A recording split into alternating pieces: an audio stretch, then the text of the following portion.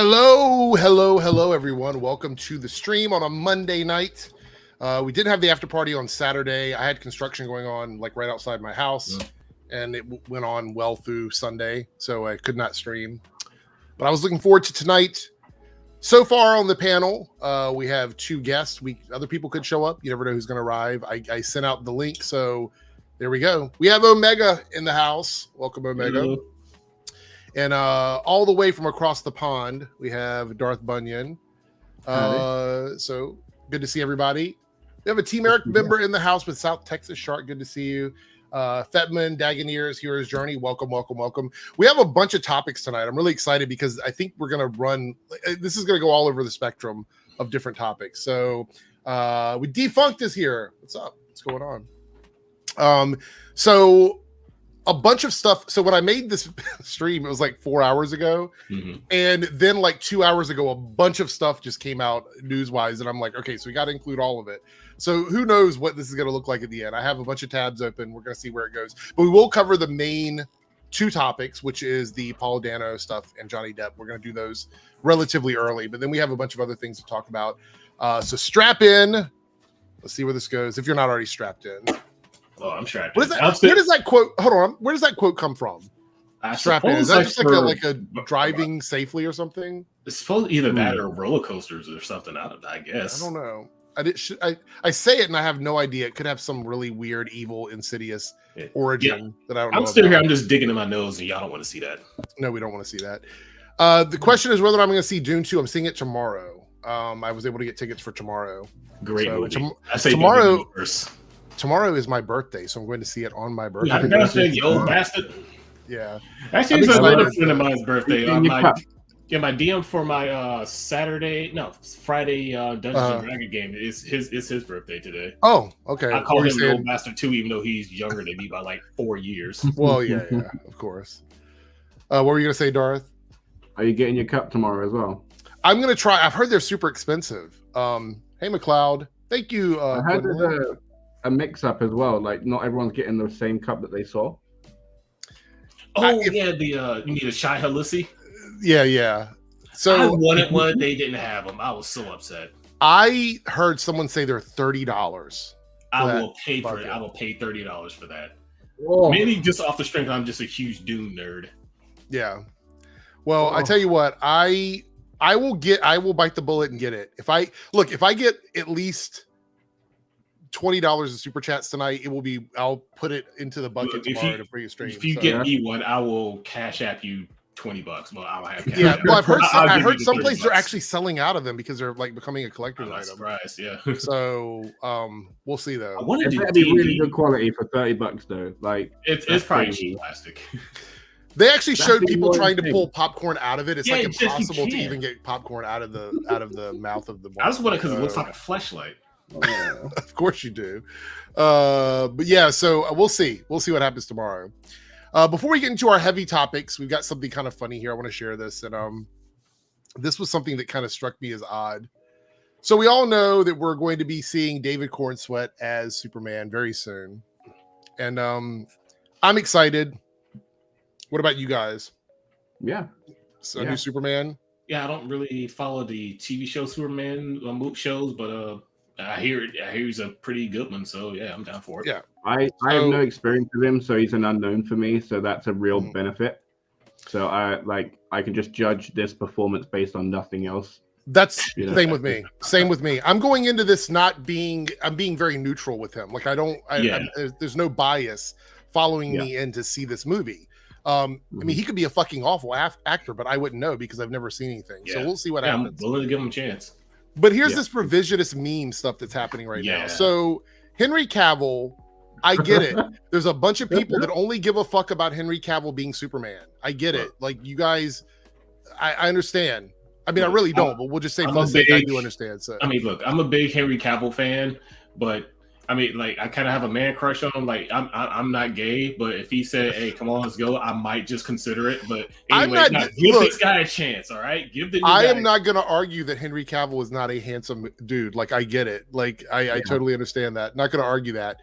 But the people that seem to support him as Superman don't support anything else he does. I mean, Argyle's a really good example. Nobody went out and saw that movie, and he's in it. I mean, I don't know how much of the movie he's in, but he's in that movie. There's been other stuff he's been involved in that people haven't supported. So, I mean, like, honestly, right?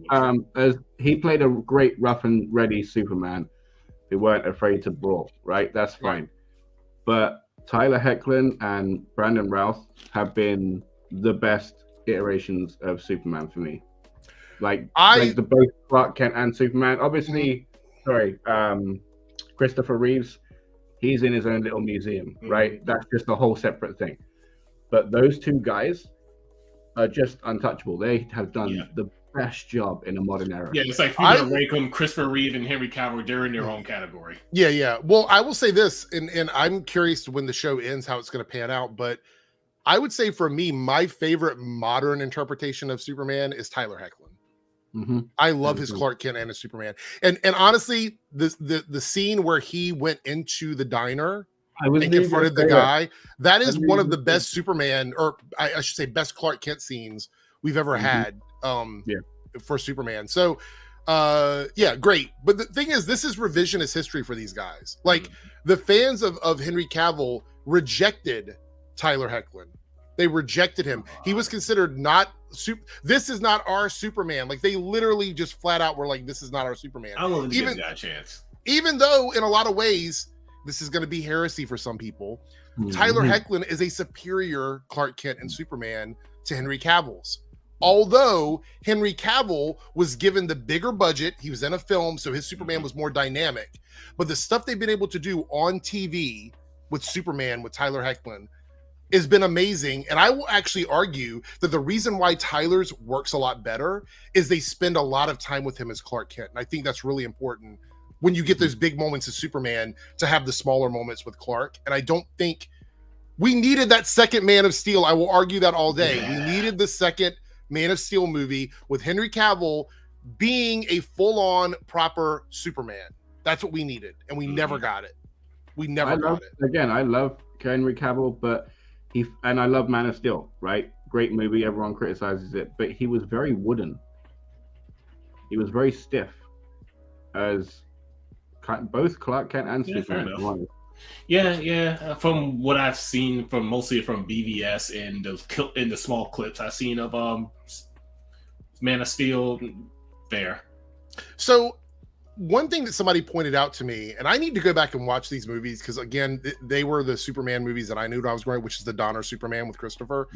Like somebody was pointing out that one of the things that Christopher has done that only Tyler has been able to do since that includes like Tom and Dean and everybody else that's played Brandon, everybody else that's played Superman has not been able to achieve.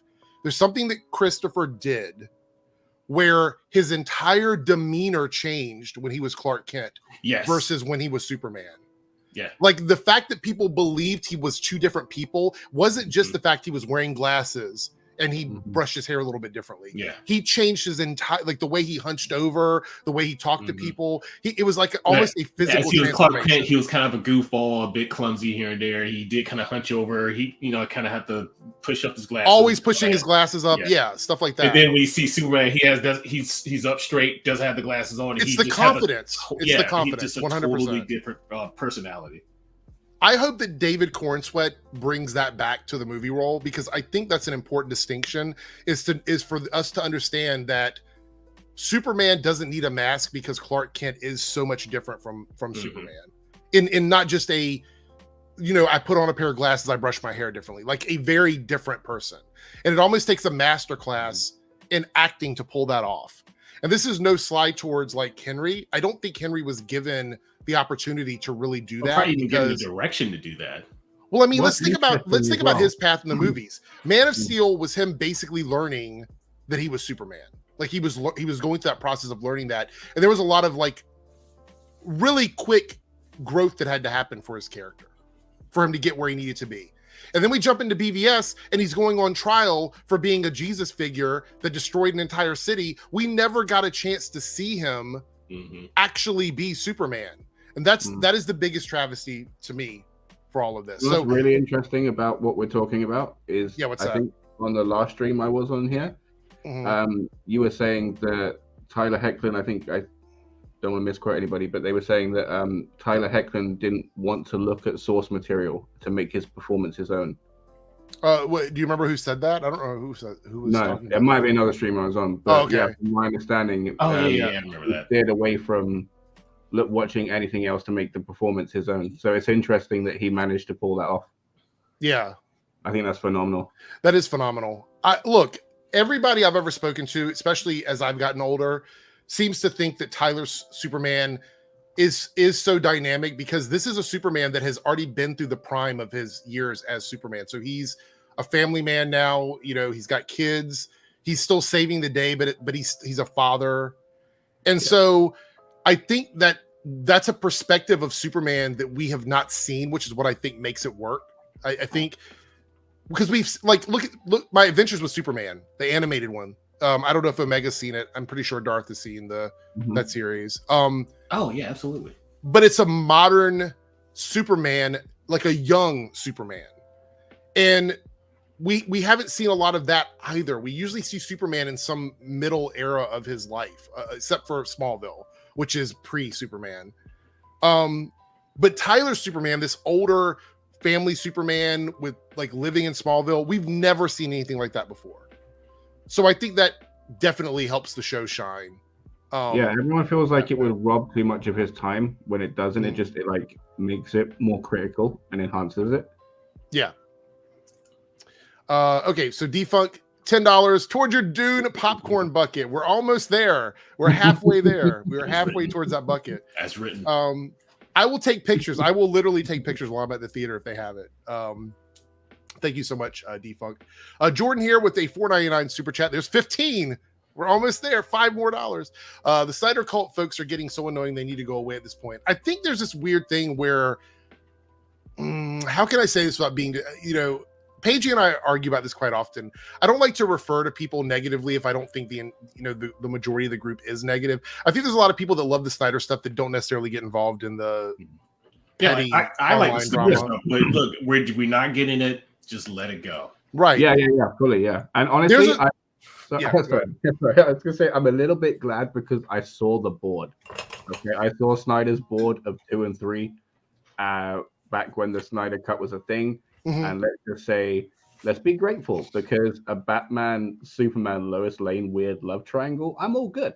Thank you. Yeah, or the fact that I think he had quoted, and you correct me if I'm wrong here, but one of the things was making it so that Amazonians were Kryptonians or something like that. Like all the gods were basically descendants of Kryptonians, which takes away so much from the mythology of DC. It's really weird that he would have done that. Anyway, but there's a lot of people in the Snyder community that seem to think that. So first of all, I don't think Zack Snyder wants to go back and make DC movies. I think he's done. I think he's beyond that at this point. Would he take a paycheck and do something? Probably. Is it something that he really passionately cares about? I don't think so. I don't think so anymore. Also, I've got news for everybody, and this is for the Snyder people as well. If this Superman movie underperforms, that's it. That is it, because they will release whatever they have remaining in production that feels like it's going to turn a little bit of money. But trust and believe, David Zaslav has no issue canceling shit and doing away with it if he thinks it's not going to make any money for Warner Brothers. So this Superman movie has a lot riding on it. And if it underperforms, they're not even thinking about Snyder stuff. But if you want to ever believe that Snyder would get a shot at doing any more stuff, if this Superman movie doesn't work, that is goodbye. Goodbye. Superman's got to save the day again. All we will get is Elseworld movies and Batman stuff. That's pretty much it. That's all we'll get is individual Elseworld movies, pretty much.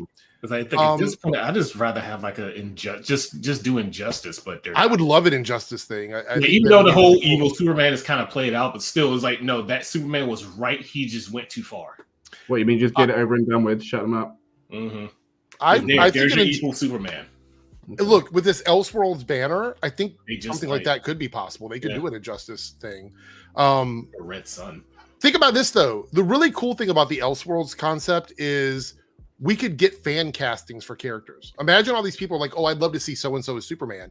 That person might be better to play an Injustice Superman than David Cord Sweat. Maybe they're better than Henry Cavill or Tyler. Maybe they're better than Brandon. Maybe there's somebody out there who wanted to play Superman that they think looks too evil, and they're like, well, maybe we could make him work as an Injustice Superman. You know what I mean? There's always the opportunity. Or look, we could do the Injustice world and give Jensen Ackles Batman. Let him play that Batman. That might be a space for him. I mean, there's a lot of opportunities for Elseworld. I'm excited about the Elseworld stuff, but I also want a cohesive, actual DC universe that crosses over.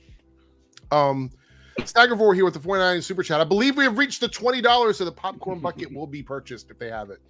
I think Henry Cavill did a fine job as Superman, but I think they made the character a little too dark. That's kind of every complaint I've heard about Man of Steel has been the way the characters, the heaviness and the stoicism around him and all of that, because it is a very different take on Superman and Clark Kent. And I think that leads up to him at the end with the whole Zod situation. A lot of people get mad about that. But I will say this. I have watched Man of Steel more than any other DC movie. I used to watch it like once a month. I still really enjoy that movie, but I enjoy that movie thinking about where that Superman was going, but we never had that path. We never went down that road with him. It was like we got to the end of that movie. He did what he did. And I truly believe, this is my takeaway from this, the way I guess I cope with it, is the way he dealt with Zod in that movie would have been the turning point for why he never does that again.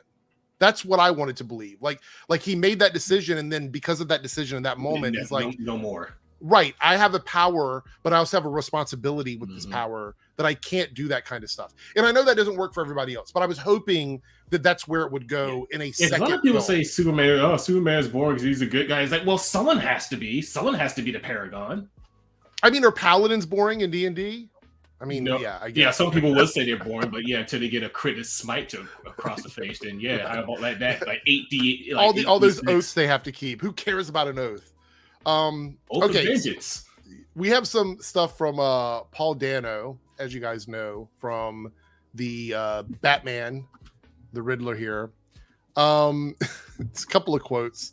I'm not going to read this whole interview; it's a lot, but let's look at some quotes here. So, this is one of the things he said that kind of got people on edge, and it's kind of what inspired the thumbnail for this video. Let me make this a little bit larger so people can read it.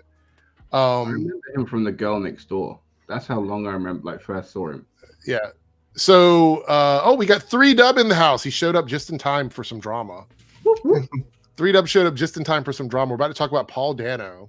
So, we got two things he said here we're going to look at. This is the first one, and this is the one that I guess people are upset about. Paul Dano said superhero fatigue didn't affect The Batman because it's a real film. Now, on the flip side of that, is he saying that all other superhero movies aren't real films? Is that the insinuation? Because otherwise, what does this quote mean? I'm willing to agree with him at this point. I'm gonna throw this little grenade out, and you guys go ahead. What do you think about this quote? What is he saying to you? What is he speaking to you? Go ahead, Omega. Go ahead. You've already started. You said you agree with him, so I want you to plead your case. You're on trial here. Plead your case. I'm being real. As a total sci-fi fantasy D&D nerd, I absolutely love all of these superhero movies, but lately they have been mid to just awful. They haven't been good anymore, because I figured, of course, you had like the not Ben Affleck, what's his name? The first guy to play Daredevil. Which one? Ben Affleck? Ben Affleck played the first Daredevil. Yeah. Yeah. Okay. Yeah. That Daredevil. He also played Batman, if that's who you're talking about. No, I'm just in general, like from the early superhero comic movies when they were awful, and Nicolas Cage's hold on. I'm talking about Ghost Rider. Are you about to say Ghost Rider? Yeah. Well, if you think that's bad, watch the second one and then get back to me. Watch the second one and then get back to me. Yeah, it's like, I'm going for those. It's like, what are they doing? These are awful. Then once Marvel gets bought out by Disney and they started being good with the first Iron Man, I was like, okay, finally, movies for me. And now I could see why people are kind of sick of them now, because they're just not that good anymore. So for you, you kind of, do you think that he meant this is a literal quote, or do you think he's talking more metaphorically? Like like real movie in the sense of the they're Batman. Maybe it's like they made a movie instead of just making like mass appeal film for everyone to go see and spend money on. I see what you're saying. So like this being a movie that they made with just the mind of doing this one movie helped them make a better movie. Yes, they had a focus, they had a story to tell, and they told it well. Okay. Instead of just having put this in there, put this, and just checking. I'm not totally co-signing yet because I want to hear everybody else's opinion. But let's move down the line. Darth Bunyan, what do you think about this quote? I hate the term superhero fatigue. Honestly, I think it's bogus, and I do wonder if he meant like all other movies or if that's just something we're putting onto that. But I genuinely I get some of the issues that people have in the connectivity of everything is crippling it because people aren't monitoring everything. From phase 1 to 3, Kevin Feige was incredibly hands-on, and then now it's having to be spread against a few other people, and it is failing a little bit for it. But to say that the movies are all terrible is another thing, right? Because I like the recent stuff. It's not like the best ever, but they're good movies. People are working hard, they're doing good jobs, and I think they deserve credit. So would you say that Kevin Feige's being spread too thin across like everything right now because of the TV shows and the movies? Do you think that's probably an issue with all of it? Okay, fair enough. That's a good point. 3Dub, do you have a different opinion or anything you want to add to anybody's thoughts here? I think superhero fatigue is just like a word like that gets thrown around like canceled just to like simplify it. I think what they really mean is they want quality over quantity. Okay. So you're saying that the idea of superhero fatigue is more of like a bad movie fatigue then? Yeah. Right? It's basically they want to see something good, not they're not tired of it. Right. Because it's like pages. Superhero movies are an umbrella. It's a skin that any movie can wear. You can have drama, horror, comedy, action, anything. Like just because it's a superhero thing doesn't detract from what it is. I mean, that's like saying people have action movie fatigue or comedy movie fatigue. It's all the superhero movies can be anything. Like you're saying, they don't have to be. I mean, what is a superhero movie at this point, right? Like, is it a movie about a person with powers that runs around and saves the world? I mean, that could be applied to movies that don't include Superman and Spider-Man. There's lots of movies. Like, technically, Fast and Furious could be considered superhero movies. Yeah, to be quite honest. More recent ones. I honestly would consider those straight up superhero movies. Right. So, I mean, like, my whole point is that I think that there's a blurry space for what a superhero movie is. It's starting to be blurred now, yeah. But I will say, Omega, you were slightly onto something. Maybe it is the fact that this movie that he was in was a individual thing, and that's what Matt Reeves wants to do with the Batman. He doesn't want it to be connected to all of the other stuff. He wants it to be its own thing. And if you think about it, Christopher Nolan's Batman franchise is well received over these years because of the fact that it is its own contained like 3-part world. It doesn't reach out into anything else, which tells me that up until phase 3 of the MCU, which is what Darth Bunyan brought up, where Kevin Feige didn't have to bother with like the Netflix stuff or the stuff on ABC or the stuff on Hulu, when he was very, I guess close to all of the projects that were coming out in those first 3 phases, you have to give him credit because he held all of that together in the same way like a Christopher Nolan franchise would or a Raimi franchise would or something like that, with so many different things being juggled. And I really hope that with what they're doing on the TV side now, which is hiring showrunners, doing individual seasons, having other people in charge, that Kevin Feige can go back to like being really hands-on with the movies. Yeah. That's my wish.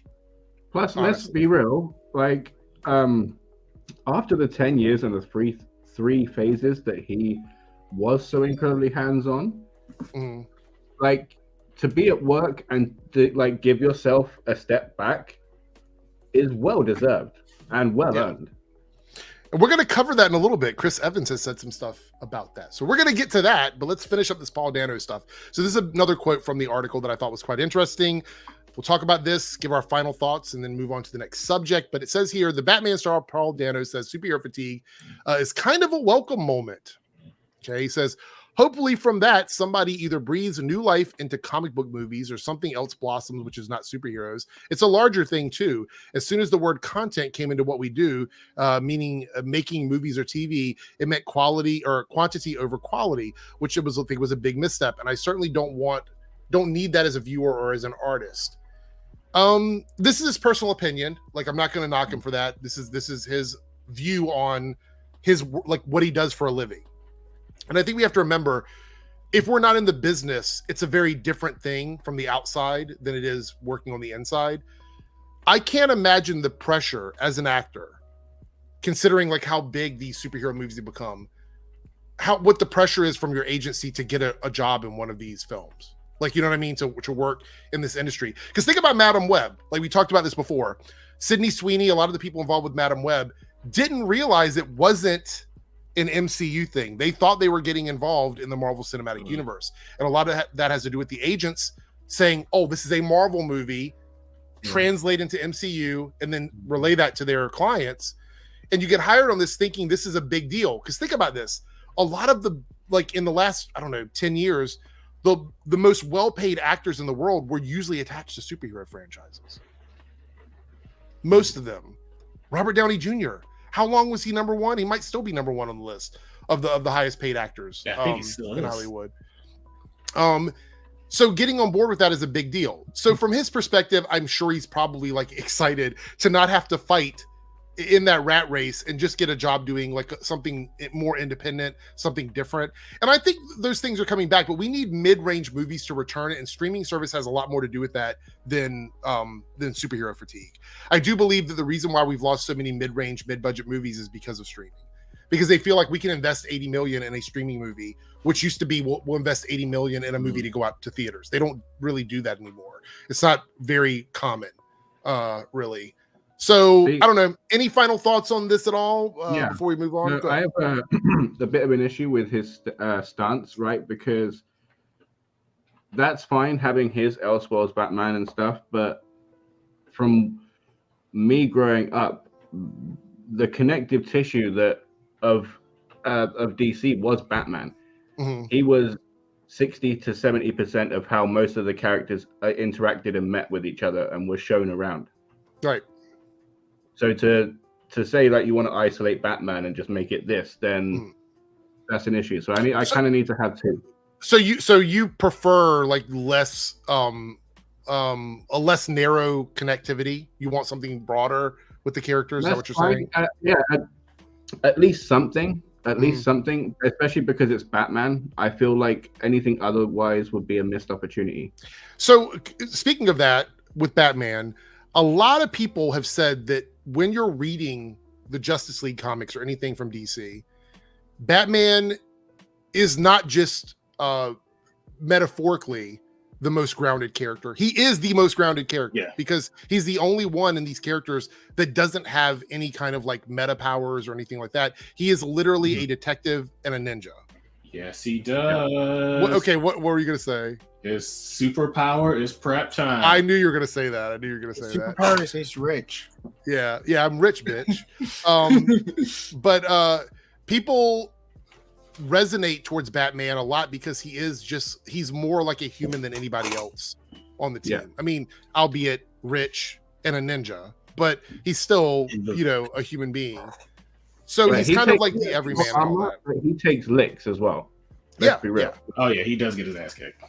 Yeah, there's a street level fantasy with Batman being in this world with all of these like basically gods, with powers and things like that. So I won't disagree with that. Any other thoughts on this before we move on to the next topic? Anything to add? Not really. Okay. So since we're at the half-hour mark, I want to make sure we get the big topics out of the way. So we're going to jump in to some controversy. This is actually probably the most controversial thing. We have a quote that's in the private chat that I have to hold on to as well. Anybody a fan of Pirates of the Caribbean? Because I actually really love those movies. Okay, so Disney is reportedly look. Daniel RPK must be getting a lot of what scoops at this point. He's always releasing something. Disney is reportedly considering bringing back Johnny Depp as Captain Jack Sparrow for Pirates of the Caribbean 6, but it would be for a supporting role. So That's before a real apology to him. No, not at all. So there's a quote from Johnny Depp. Before we look at his quote, though, I will say this. I don't think this is going to win over anybody that's mad about what happened to him in this situation. I actually think most people are going to consider it to be sort of looking down on him and a way to put a Band-Aid on a big ass wound. And at this point, as much as I love Pirates of the Caribbean, I don't care if they do another movie in this world. I think that they told their story, they're done. If they want to add another one, okay, cool. I do believe that they want to. Yes, there is a cliffhanger. I feel like there is the possibility for more stories in the world of this one, but it needs to, if you're not going to use Johnny Depp as the main character, then there needs to be a clean break and just move on. Like bringing him in just to sort of soothe the tensions feels like such a slap in the face. And I know that a lot of people feel a certain way about Johnny Depp because of what happened with Amber Heard and all of that drama, and I get it. But it's either you cut it out completely or don't do this. I feel like this is just not good. Anyway, that's my thoughts. You guys, I'm tossing the ball up to you. What do you think? I think they should bring him in to transition it to something else if they want to move away from Johnny Depp's Captain Jack Sparrow. So it's kind of like what they sort of did with 4, where they hinted at Orlando Bloom coming into the fold as the lead of Pirates of the Caribbean, where you get he's cured and stuff. So it'll be it felt like a transition in 5 to Orlando Bloom, and Orlando Bloom taking the lead of his own movie, which would be nice in the sense of new, but also they want to do female lead pirates from what I can. I saw that. So they were going to do a story about I can't remember her name now. I'm totally blanking on this, but there was Margaret Robbie. No. This is it's a more recent one. There was an actress they looked at recently to do a story of another famous pirate, and I think it's based on a real pirate, but they're going to place them in this fantasy world. I don't know, but either way, there was a talk of another movie, and I don't know if that is this or not. I don't know if he would be a supporting role in that particular movie or not, but there was talk of another movie. If there is a spin-off movie of female lead pirates, I can see Johnny Depp as a supporting role. He's there to move the story along, kind of pretty much a send-off or whatever. But so you mean wrap up his story so the next story can start? Is that what you're saying? Well, I mean basically if you do a spin-off of Pirates of the Caribbean, you have to have some sort of character that's a part of Pirates of the Caribbean being in that movie, right. So that it makes it feel like it's in the world. Do you think that's what they're talking about here? Is that what you believe? I don't think if it was Pirates of the Caribbean 6, I think he would be in the forefront. Okay. All right. So Darth shared a quote here from what Johnny Depp shared under oath on how he would return for Pirates. So he says he would do it for $300 million, which is more than the cost of the movie, and 1 million alpacas. So the thing this was under oath. Before the trial began, instantly, without hearing any context, I was initially on just Amber Heard's side, just because I don't know why I've that thing of believe all women. So instantly I just signed him off. I was like, and then watching the trial, right? Obviously I saw what happened and I was like, wow, okay, well, I was wrong. But for me, the whole thing is interesting because it's interesting where Disney where they choose to stand, right? Because with Jonathan Majors, they chose to wait until the verdict, right? And then they done it, right? But with Johnny Depp, it was instant, right? And then if they chose to wait and just wait at the trial, this would have been triumphant, right? Johnny Depp in Pirates would have been a triumphant moment and a triumphant return. But now we're sitting there all talking about it being a corporate booby prize and a placation. Right. Which is just ridiculous because they chose to just drop him like hot turds. So well, I didn't get your answer. Would you want to see him come back into it or no? Like outside of all that, I think they should have been done a few movies ago. If I'm honest, I like him as Shane. I like Johnny Depp, but I think I was done after 3, maybe 4.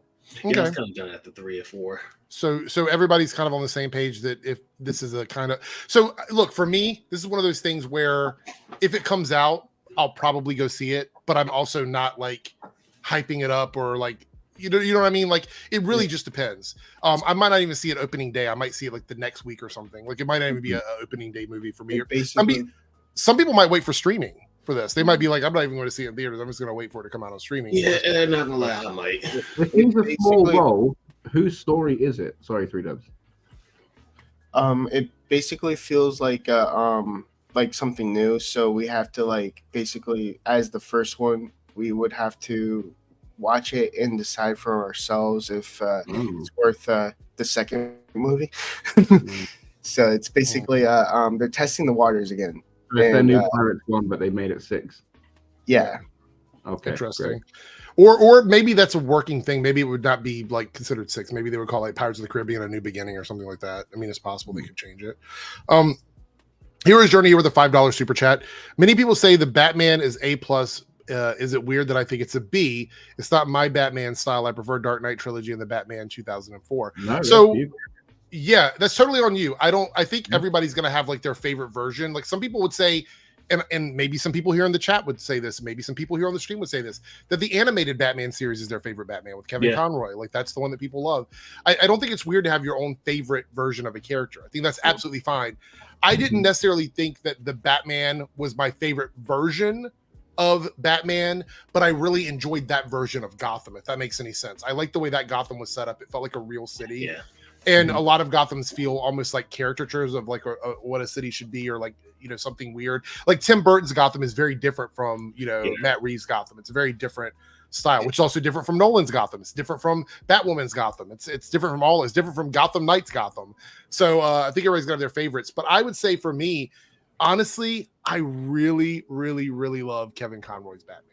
I think that's probably one of the best versions of Batman there is across all the Batman anime series and the Justice League cartoons, which, by the way, underrated series. I know people talk about that. I also really love the Superman, the animated Superman from that era was also really good. So, all those Bruce Timm animated shows, they were all great. Yeah. Each Batman movie felt like it was a new adaptation, which I kind of like. The Batman Begins was like a brand new version of that Batman, and it felt like really cool. And then this Batman is totally different from like all the other Batmans, so it's kind of like they're testing the waters again with a different version of it. I agree.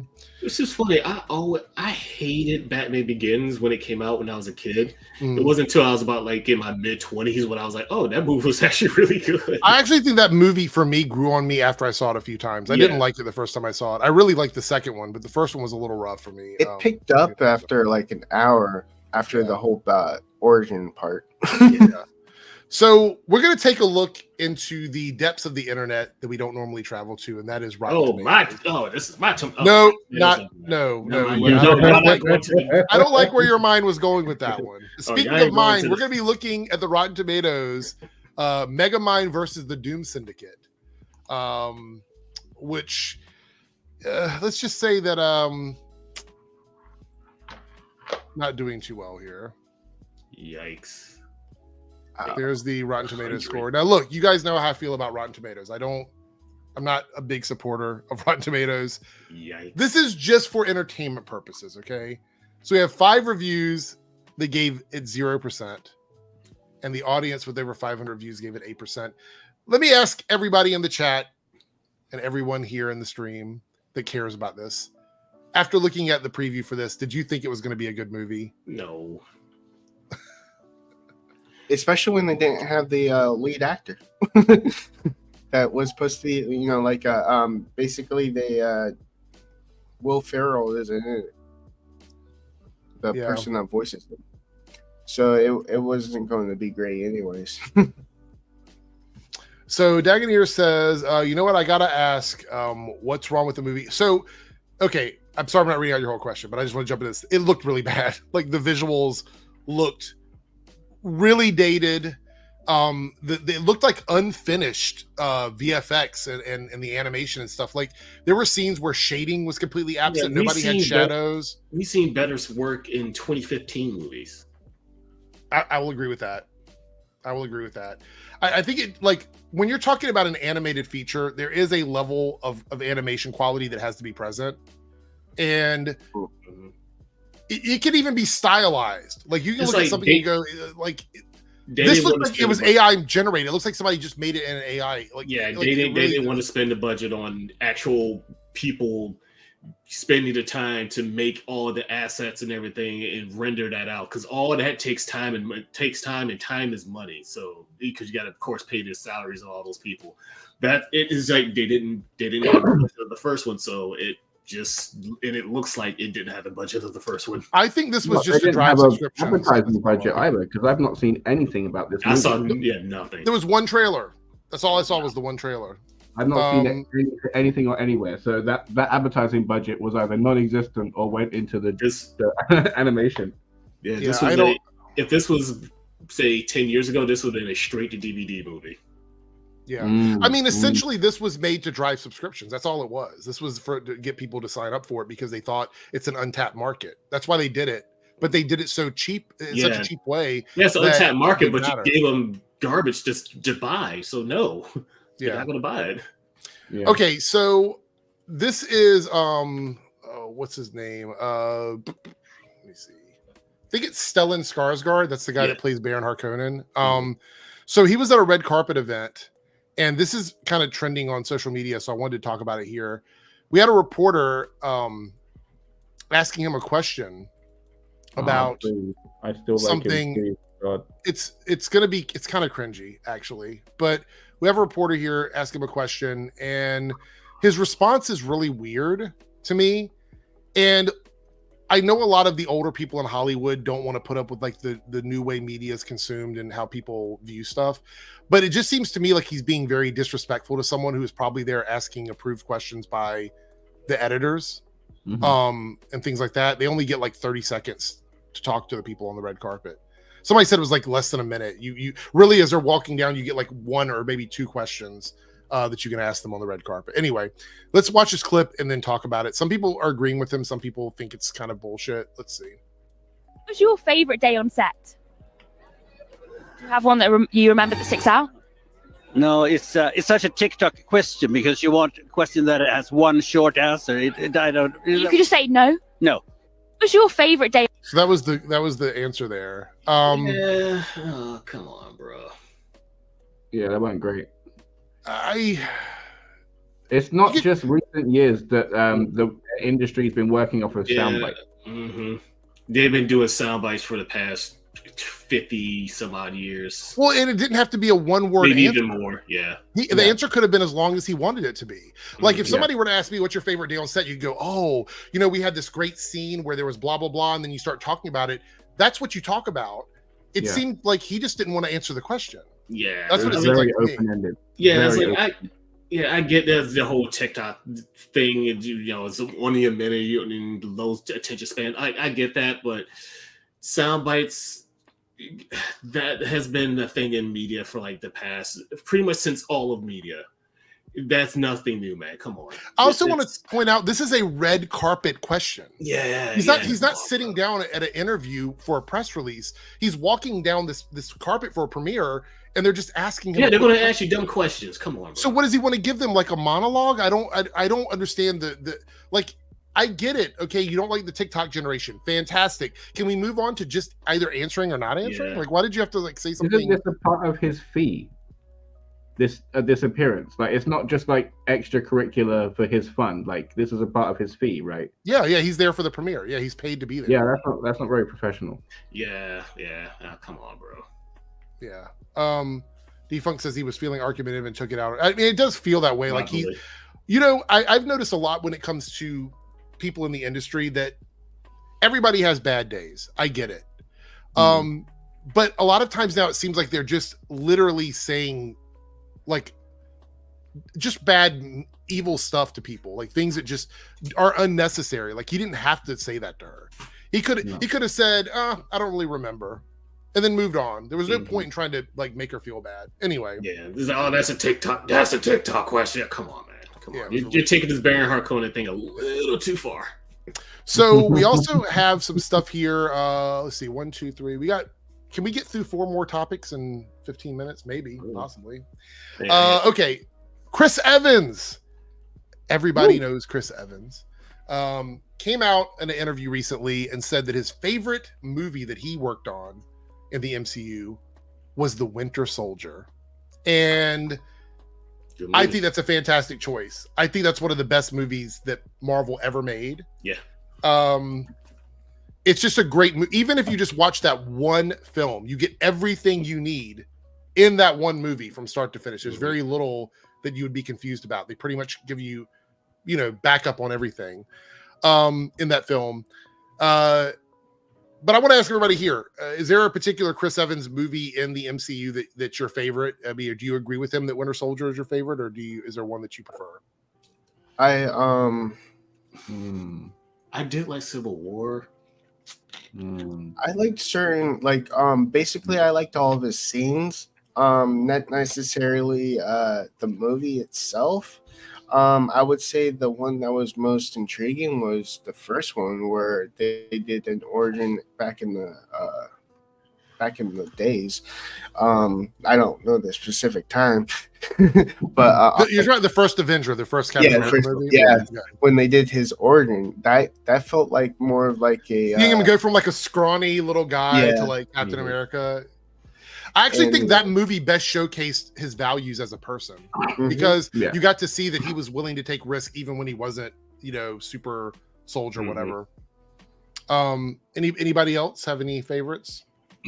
I have to say either Multiverse of Madness or No Way Home are my recent favorites. Okay. Omega? Civil War. I like Civil War? Yeah. I thought we were talking about Chris Evans movies. I knew that joke was coming. So anyway, he went on to talk about like Marvel and what they've done, and he's got a quote here that I think is quite interesting. I'm going to share it and we'll read it and go through this. He says here that Marvel deserves a little more credit for making phenomenal, objectively great movies. And I agree with him. I think there are some that you can't really argue that are bad films. Superhero movies are not easy to make. If it were easier, there would be a lot more good ones. He's got a point. He goes, I'm not throwing shade. I think that's funny that he uses that term. I'm not throwing shade. That's such a drag queen term. I've been a part of the few that missed. So before we move on from that quote, which ones do we think that Chris Evans was a part of that didn't work? Because I think all the ones that he was in. Thor: Dark World. Was he in that one? Yeah, he was a cameo. He was like fair enough. I forgot about that. You're bringing it up, but I forgot about it. He's in there for like not even 5 seconds, like 2 seconds when they're walking down the hallway. Great show. I don't think any of the ones that he was in though were a total miss. Yeah, the ones that he were always objectively pretty good. Yeah, I'd say the Marvel movies that were a miss for me personally was the second and third Iron Man, second and fourth Thor, Eternals, the Marvels. I'm sorry, and that's about it, really. Yeah, but none of the ones that he was a part of. None of them he was really in. Anyway, I think so. Darth and I had a theory. We talked about this a little bit before people got here. We believe that he said that to not make people feel bad, like he did it because his peers would be like, "Well, are you talking about us? Which movies do you mean?" I can see Chris Hemsworth picking up his phone. Hey, Chris, you did this interview and you were kind of throwing shade at the rest of us. Were you talking about my movie? Anyway, so then he goes on here to a say, little bit like the old guard shitting on the new. yeah, kind of, sort of. He goes, it happens. Making a movie is tough. More cooks in the kitchen doesn't make it easier. I don't want to highlight specific films in the Marvel catalog, but some of them are phenomenal, like independently, objectively great movies that I think deserve a little more credit. Look, I understand that people always want to be like, shit on stuff all the time. Mm-hmm. I like when actors come out and at least support the work they've done, because at the end of the day, he's right. Like, taking all of our own personal bias aside, making movies is not easy. And when you have like 20 writers on a film, that's immediately going to make it more difficult. I mean, and we see that when you have movies like Madam Web, I think had like 8 different writers for Madam Web. It's just, I say a good core 2 or 3 people writing a movie is all you really need. You don't need like 1 million people. So I think he makes a good point here. It's okay to not like movies and to give your opinion about not liking movies. I've made this case before. If there's a reason why you don't like a movie, let me hear it. I want to know, but be very specific. I think this broad brush of just like, all 10 of these movies are awful, and I'm not going to give you any reason why. I just don't think they're good movies. I don't like them because they won't. Yeah, I mean, like, that kind of stuff really gets under my skin. So look, good on him for being positive about all this. I think there is a time and a place to have conversations about good and bad movies, but Chris Evans is based. I think his comment is based. I don't really have much else to add. Anybody else want to add on to that one? Any thoughts or opinions on that one? Not really. No, I think the adding in of me too was a weak save. Oh, you think so? Like, he was just making sure he's putting up a little smoke screen there. I think it was political, so he doesn't get any backlash from the studio. Oh, probably. I have a feeling we're going to see him as Captain America again. I truly believe we're going to see him again. I think it's going to be in Secret Wars. I think we're going to see him as Human Torch, too. You think so? I think there's going to be like a scene where he's seeing himself. Do you mean in Secret Wars, maybe? Like in Secret Wars, yeah. Look, in Secret, I want to say this right now. If anybody that's in the chat that is not familiar with that series of comics, whether it be the first one, the second one, the 2015 one, whichever one it is, I'm just going to tell you right now, anything could happen. They can do anything with Secret Wars. So get ready. We might even see characters from like the 1970s. Like, we might see those characters make a comeback. It could be anybody and anything. I think Secret Wars is going to be really exciting. I'm honestly not too familiar with Secret Wars. Read the 2015 one, because that's probably the one they're going to use with Doom World and everything. Okay. Read that one. That one's a much better read, and it's more modern, so you're going to get like better art and all that stuff. Okay, so I want to talk about Captain America: Brave New World, since we're still talking about Marvel. So supposedly, again, Daniel RPK with just so many leaks here. Supposedly, they're going to introduce adamantium in that movie, and they're going to go over a celestial island, which is Tiamat, that was introduced in the Eternals, that was out in the middle of the water with his hand coming out of the ocean. Damn, yeah, so they're going to cover that, and I'm pretty sure that's where they're going to discover adamantium is in that place on that island, because they're reshooting the third act, right? So they're redoing the third act. They're getting rid of the Serpent Society. They're coming up with a new battle for the third act. I think it's going to happen on that island. That's my belief anyway. It makes a lot of sense, because that would be a good place for a final act set piece, would be in the palm of a celestial hand. Makes sense for the leader to be there as well, since it's a whole like alien robot that's coming out of the planet. Yeah. Why wouldn't the leader be there experimenting? Yeah. I'm still kind of like confused of how no one's noticed that big thing. Well, they have noticed it though. It's been mentioned in almost everything. I mean, like it's part of like the world history. We should have gotten it like in Iron Man, like little glimpse in the pieces of the story until like. You mean prior to it coming out of the Earth? Or yeah. Yeah. Okay, that makes sense. Maybe they will reveal something like that. I don't know, because in the Eternals we didn't get a lot of backstory on that, to be completely honest. So we'll see. Ryan Coogler came out and said that Wakanda Forever was originally going to focus on T'Challa struggling to resume life after the snap. He was going to be grieving the loss of time. And this is what we would have gotten instead of with Shuri and all the other stuff we had in that movie, which, by the way, I enjoyed Wakanda Forever. But this sounds like quite a different movie, like in every sense of the word. It doesn't sound like anything in that would be similar to what we got in the second film. Do you think at some point they will be able to get back on track with like a Black Panther T'Challa, considering the introduction of his kid? Do you think that's a possibility? Do you think that's what they're going to plan on doing? Because a lot of people argued about whether or not who should have been, Black Panther. Is it Shuri? Should Shuri have gotten it? Should it have been M'Baku that had it? There was always the arguments about who should actually be Black Panther. Do you think that giving the mantle to his kid as a teenager might be the next step for that character? Do you think that's going to happen? I think if they want to do a Young Avengers type movie, they will need a young Black Panther. So you think that's where they're going, is like a T'Challa and the Young Avengers? Yep. I mean, I'm not going to argue with that. Makes sense considering they're not going to have access to all of them right away, so they might have to improvise with some different characters. Anything to add, Omega and Darth, like a young T'Challa, Black Panther? Well, yeah, for sure. That's definitely where they're going, because wasn't the end of the movie that he was basically his kid was introduced? Yeah, but wasn't he trying to imply that he was like a reincarnation of some description? I don't know if they've been able to really totally do that, or they implied it. Do you guys feel that way? I don't know if that was what I took away from that. I'm gonna have to read. Hang on, let me put it back on quickly. You carry on. Omega. Okay, all right. What about you, Omega? I'm just curious. I have no idea where they're going with this. I'm just, whatever they come out with, I'm willing to give them a chance to see what comes out. I mean, does it make sense to you to do like a younger T'Challa storyline, or I don't know, because this is something the comics really hasn't used yet.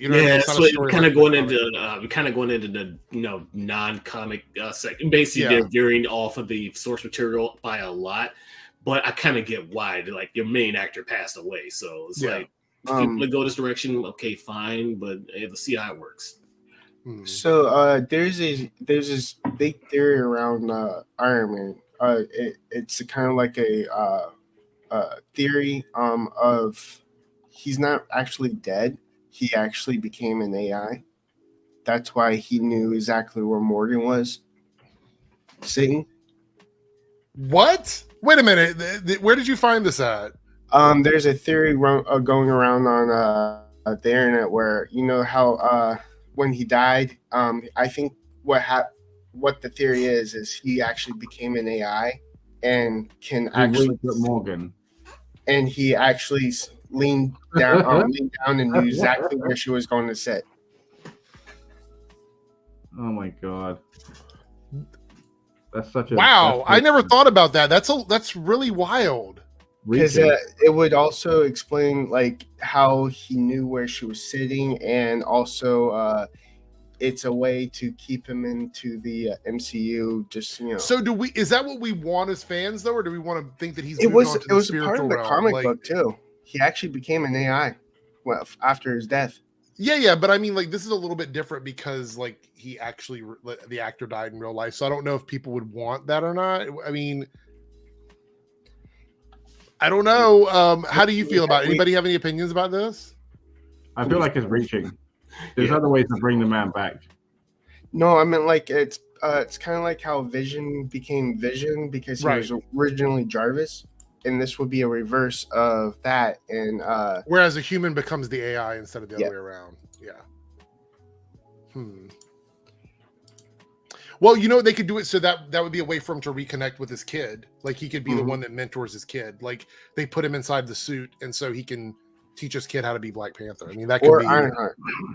True. By the way, that show's still coming out next year, right? Isn't that coming out in 2025? So, yeah, Victor, my head was the same way. It's like, what? What? I never heard that. All right, I'm gonna put a question in the chat about Black Panther.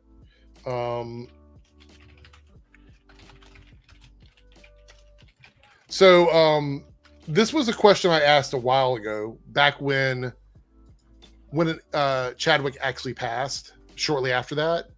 And it was overwhelmingly no, don't recast T'Challa because of respect to Chadwick. I'm wondering what it's going to be like now. We have 61 people in here, so everybody please vote if you can.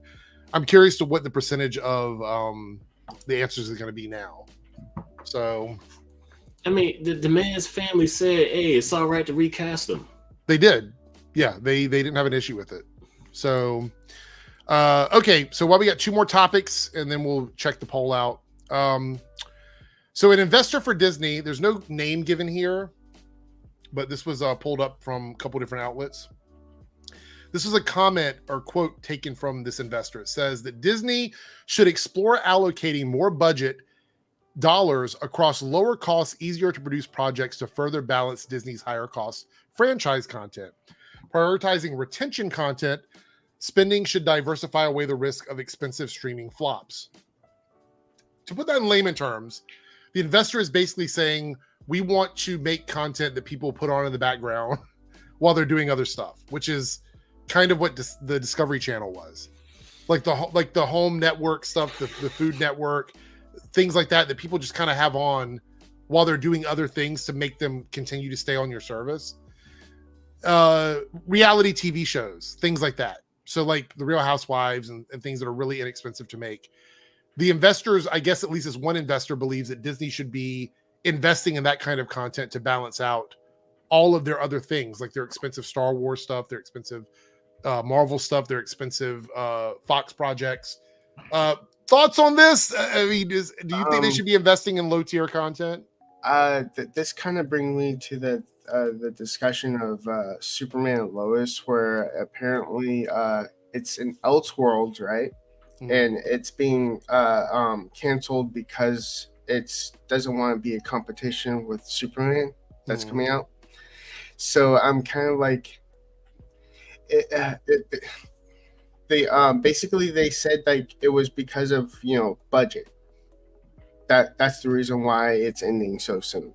Right. And then it got retconned to where it was basically the CEO was like of CW was like, no, it's because Warner Brothers they want to compete with their own Superman. Yeah.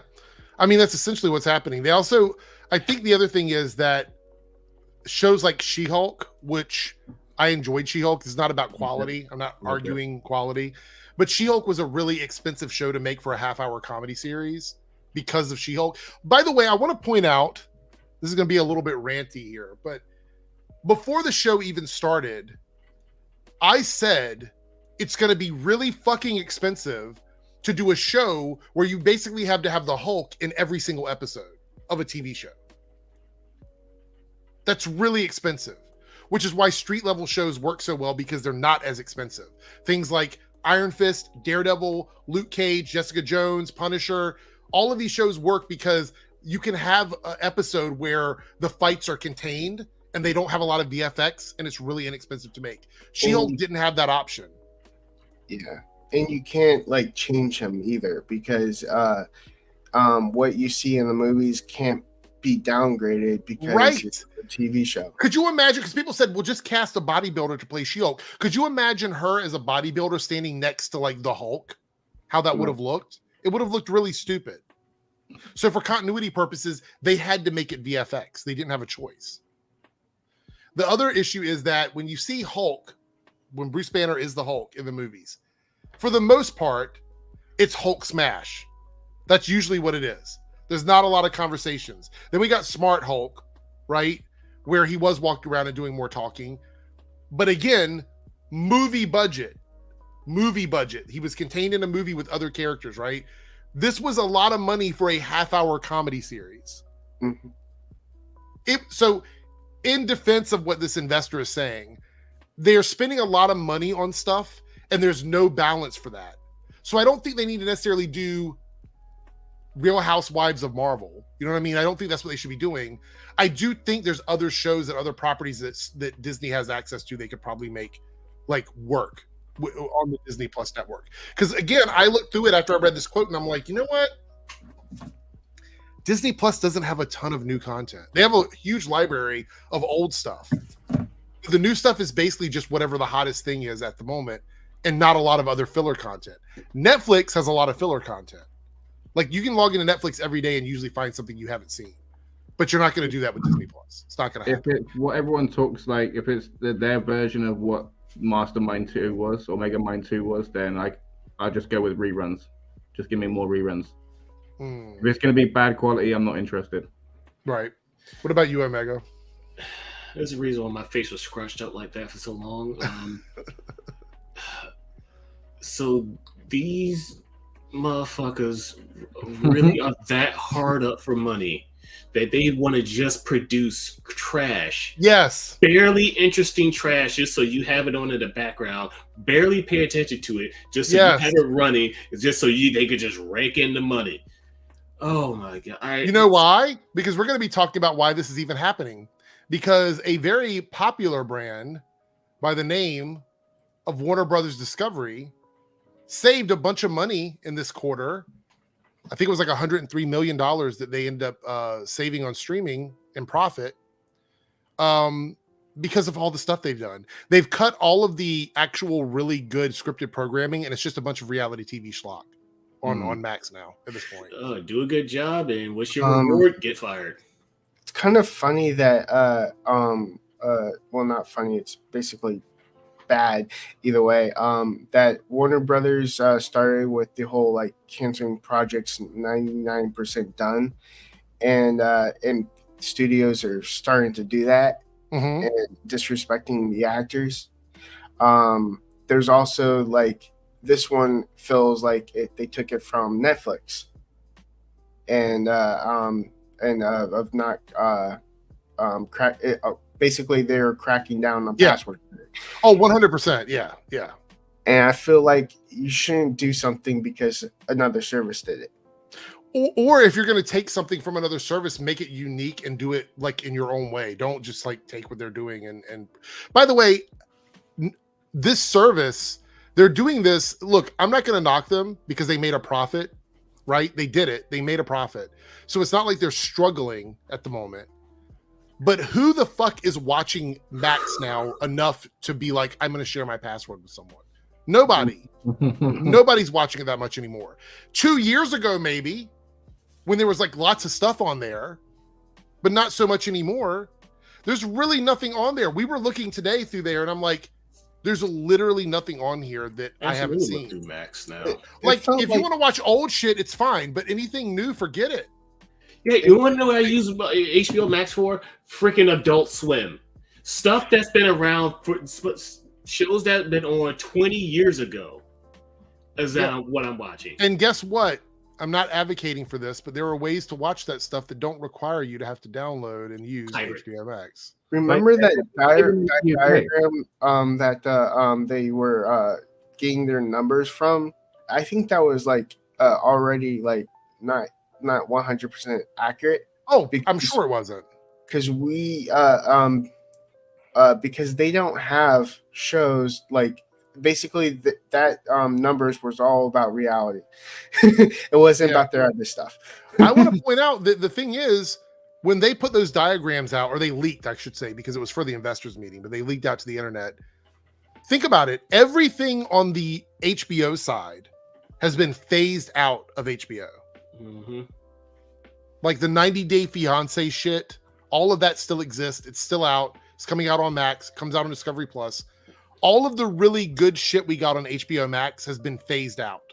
All of it. So there's nothing entertaining on the HBO Max. Laura here says, why is Disney Plus doing it for Boba Fett season 2? Season 1 was bad except for the Mandalorian episodes. Because they probably, I don't know what the numbers were for that. I haven't really looked at it. I will say this, I didn't enjoy that show. I thought the show was not great, but I don't know if that's because I just don't know what I was expecting from it. I love the Mandalorian episodes, and I liked the stuff with great. Yeah, and I like the stuff in the beginning, but the gangs on the mopeds and all of that stuff, I just it took me out of it a little bit. See, the thing is like he's at that stage in his life where he wants to settle down. He doesn't want like galactic adventures. We have the Mandalorian for that. So having a grounded story of a grizzled veteran who wants to do good by a community, I'm ready for that. Yeah. I mean, look, poorly. Here's the deal, though.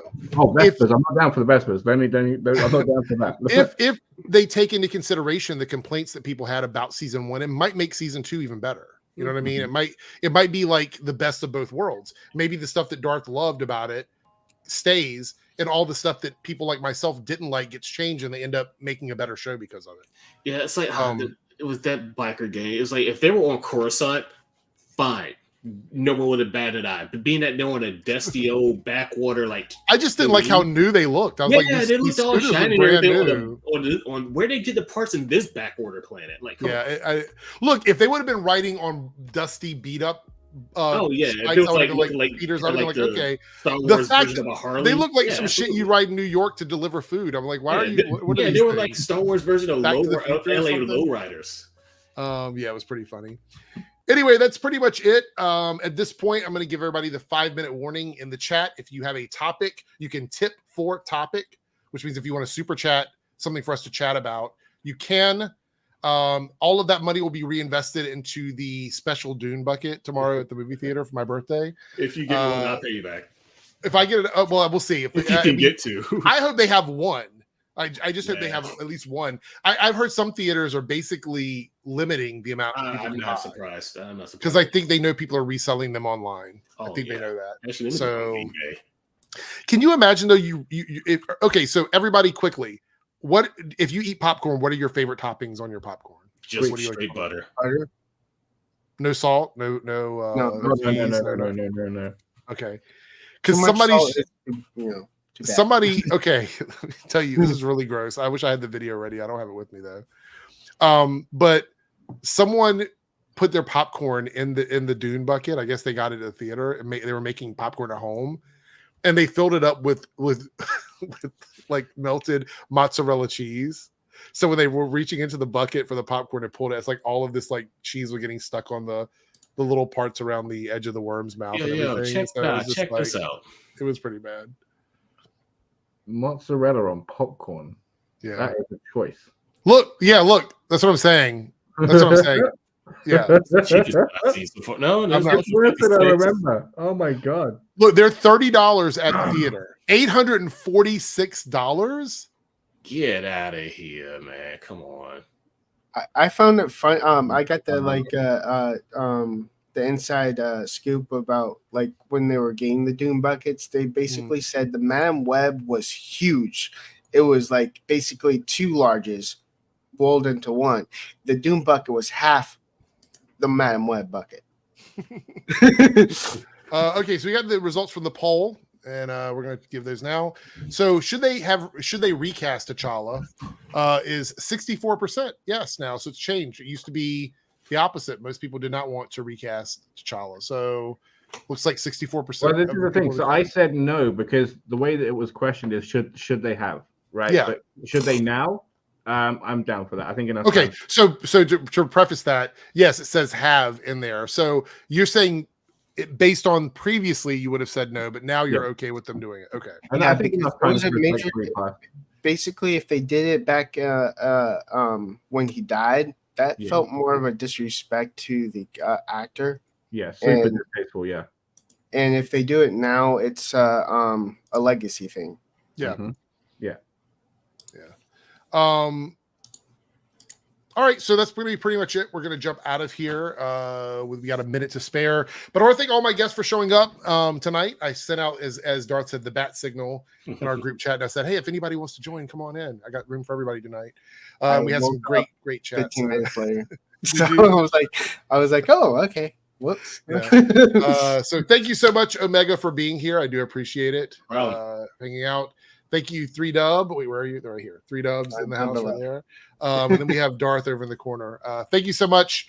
And I will see everybody again on Thursday night with the No Punches Pulled. We'll be discussing fandom topics. Like that's what basically what that stream is. So unless something big comes out, something really big like drops, we'll talk about it. Anyway, thank you guys so much and have a great night. Bye.